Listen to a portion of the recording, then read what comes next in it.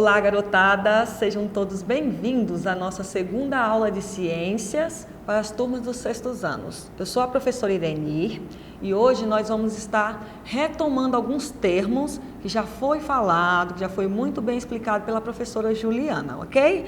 Nós vamos hoje estar falando sobre teoria celular, células procarióticas e eucarióticas, seres unicelulares e pluricelulares e os níveis de organização.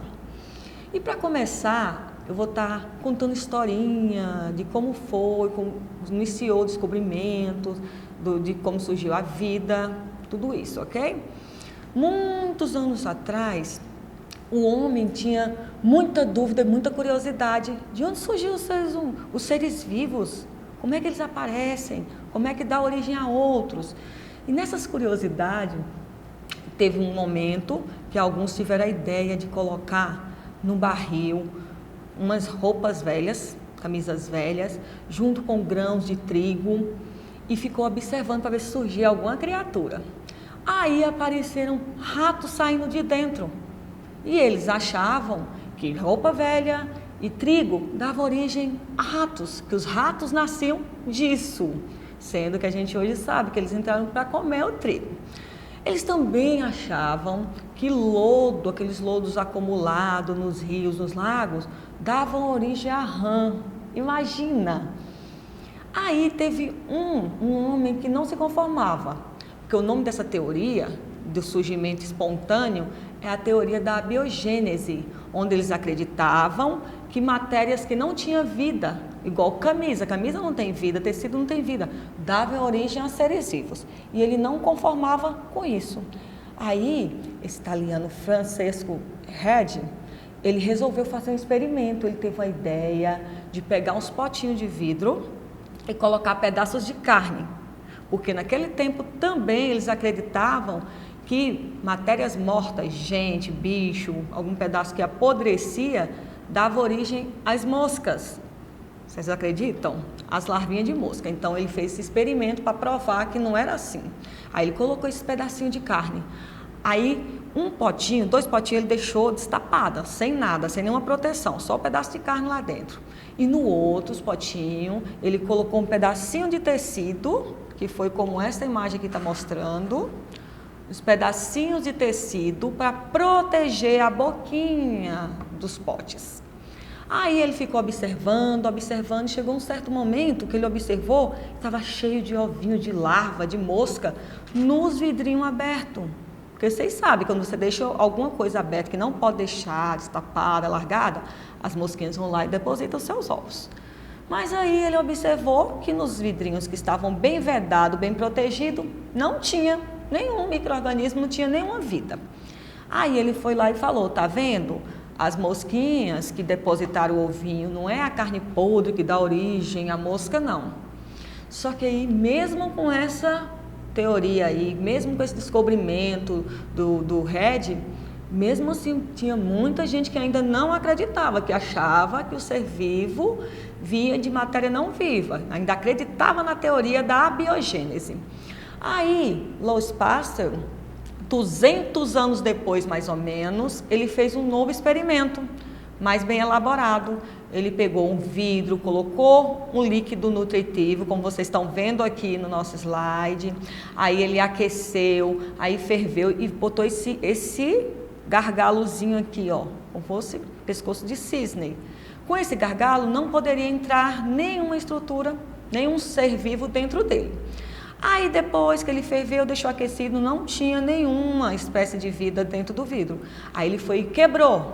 Quando ele quebrou o pescocinho, aí sim ele percebeu que começou a aparecer vida. Então ele falou, não, o caldo, enquanto não tinha nenhum ser aproximando dele, não tinha nada, não tinha nenhum tipo de vida. Então só depois que deu acesso, vieram os seres e depositaram alguns bichinhos dentro dele. Aí sim conseguiu de vez acabou de vez a teoria da biogênese. Aí sim foi confirmado que nenhuma matéria não viva pode dar origem a seres vivos. Todos os seres vivos só existem a partir de outro ser vivo, ok?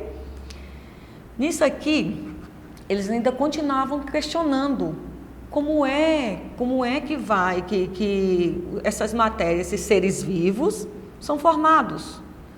Aí teve um comerciante, ele sabia que já existia alguns microscópio, já nessa época já fazia, ele construiu um para ele. Esse microscópio bem primitivozinho, ele colocava, olhava aqui por trás e tinha uma lentezinha bem eficiente. Essa lente, ela conseguia aumentar em até 200 vezes a imagem. Aí ele pegava de poças d'água, de lama, pegava pedacinhos de planta e colocava aqui nessa superfície e ficava analisando. E ele fez uma grande descoberta. Ele percebeu que existiam vida nesses locais, pequenos micro-organismos nesses lugares. Aí, com a descoberta de Anthony, foi ele que fez essa descoberta, esse holandês, aí um físico se interessou por esse assunto dele e aí quis aprofundar. Ele construiu esse microscópio bem mais elaborado, bem mais eficiente, e aí ele resolveu estudar um pedacinho de cortiça. Cortiça é aquele materialzinho que é feito a rolha, que põe vinho para vedar, ok? Quando ele cortou os pedacinhos de cortiça, ele percebeu que tinha uns furinhos. Como cortiça é uma matéria morta, né? Que é de uma árvore, mas não tinha mais vida, os buraquinhos estavam vazios. Aí ele resolveu colocar o nome daqueles espaços que antes era ocupado por um ser vivo de cell, que em português, na nossa linguagem, é a célula. E assim que surgiu a ideia de célula, ok? Aqui a gente vê uma imagem de um microscópio bem mais evoluído, mais bem, que consegue desenvolver muito mais atividade, ok? Então, a partir do que Robert Hooke descobriu das células, outros pesquisadores aprofundaram no estudo e criou a teoria celular, que é que todo ser vivo só surge a partir de célula. E de que as células, somente uma célula pode dar origem a outra, ok? A partir da divisão celular, certinho? Então vamos lá. Aqui está duas imagens, que vocês já viram na aula passada, mas vamos só dar uma revisada das células procariótica e eucariótica. Essa célulazinha aqui, que parece um machicezinho, vai ser a célula procariótica. E célula procariótica vem de primitivo, de antiga, ok? Essa siglazinha aqui, ó. Essa sílabazinha, ok? Então, como é que é formada essa célula procariótica? Ela vai ter uma parede celular que a protege bem mais. Ela vai ter citoplasma, né? No livro de vocês está escrito citossol, que é a mesma coisa. E ela vai ter poucas organelas. Só lembrando que organela vem tipo do termo órgão, então vai exercer algumas funções. E a grande diferença entre uma célula procariótica e a eucariótica é que ela não vai ter um núcleo. Então, esse núcleozinho aqui, ele não tem para proteger o material genético, ele fica solto no meio da nossa célula, ok? E essa caudinha aqui, ela usa para se movimentar.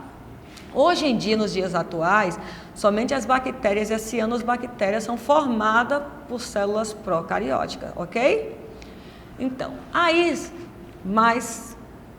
evoluiu um pouco mais e surgiram as células eucarióticas. Verdadeiro, né? Então, vai ser essa célulazinha aqui bem mais elaborada, ok? Ela vai ter a membrana plasmática que cobre, protege, ok? Vai ter o citoplasma e o núcleo. A grandíssima maioria dos seres vivos vai ser formado por células eucarióticas, ok? Aqui nós temos exemplo de célula vegetal e animal, certinho? Eu vou estar começando com a célulazinha vegetal, nossa plantinha aqui, só para vocês perceberem, vai falar sobre ela. E eu vou usar como exemplo um ovinho, que não é uma célula, é óbvio, né? Que célula é microscópica, a gente não consegue enxergar olho nu, precisa do microscópio, tanto que ela só foi descoberta a partir de que surgiu o microscópio, ok?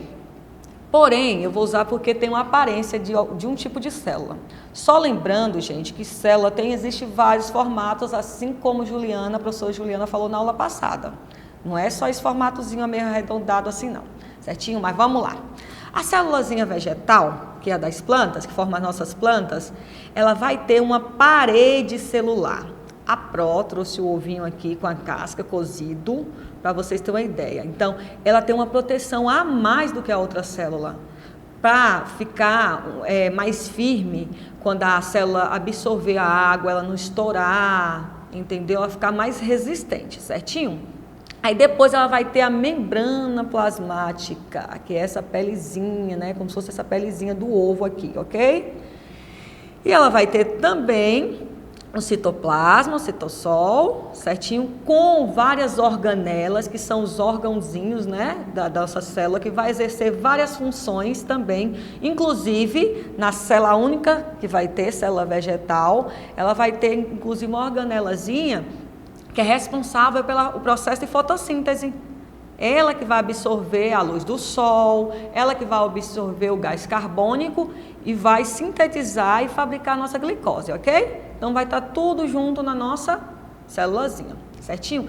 E o núcleo que vai armazenar o material genético da nossa planta, porque ela também tem um material genético para dar origem a uma plantinha. Essa aqui vai dar origem a uma planta igual, a partir do material genético, certinho?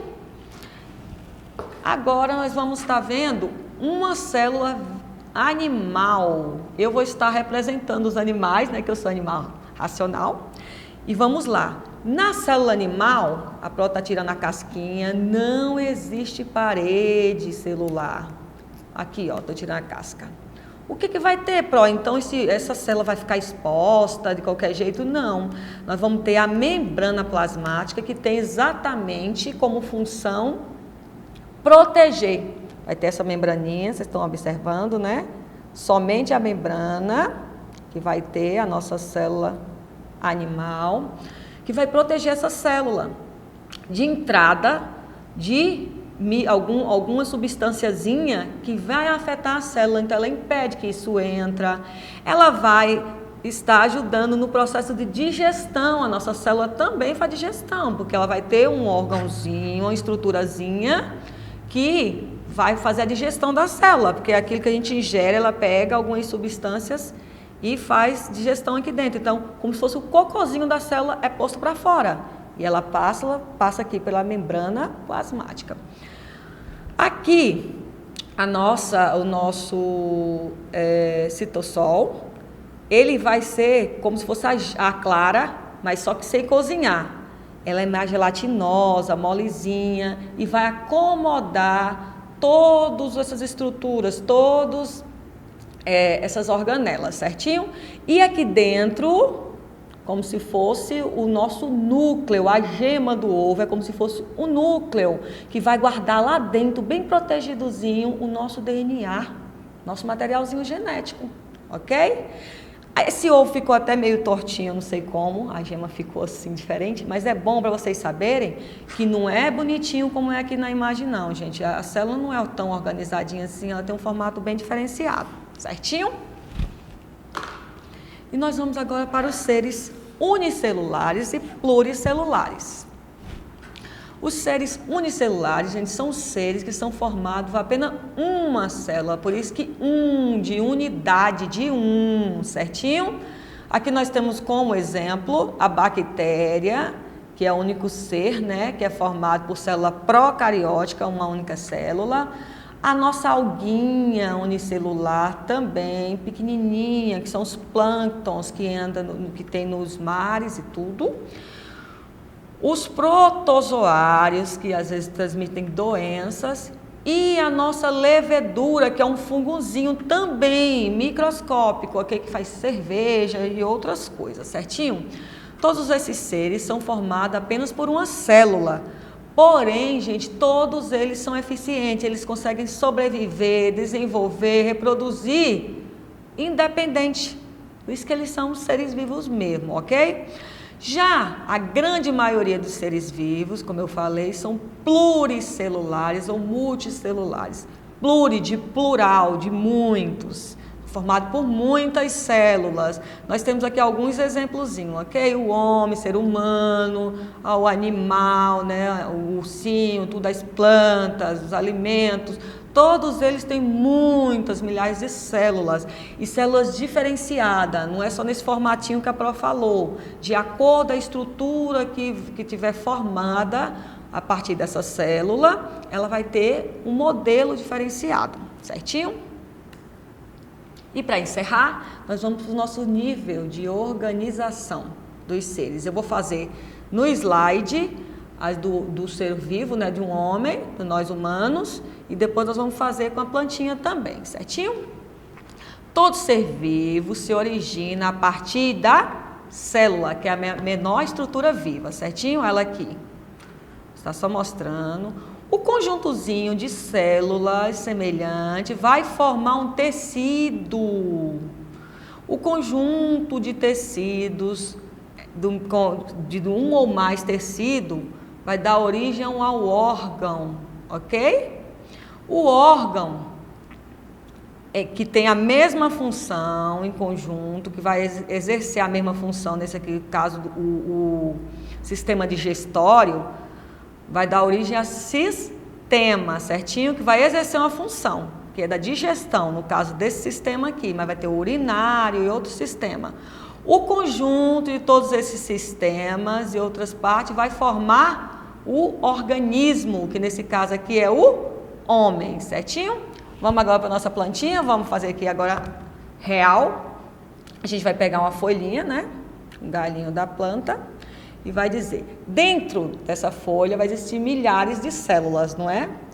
Então, milhares de células juntas, com a mesma função, que é para formar folha, forma tecido, ok? O conjunto de vários tecidozinhos vai formar um órgão, que é a nossa folha. O conjunto das folhas, que são aqui, vai formar um sistema, e o conjunto de todos os sistemas que tem na nossa plantinha vai dar origem a um organismo, que nesse caso é o organismo vegetal, que é a nossa planta, certinho? Gente, eu uso como base, a Pro usou como base essa atividade, toda essa aula, o nosso livrinho, certinho, do Inspire. Por favor, pegue ele, é o primeiro capítulo, dá mais uma olhada, se surgir alguma dúvida, pode dar uma olhadinha no livrinho de vocês, que vocês vão estar tirando, certinho? Por hoje é só, muito obrigado pela atenção e tchau, tchau, até a próxima quinta.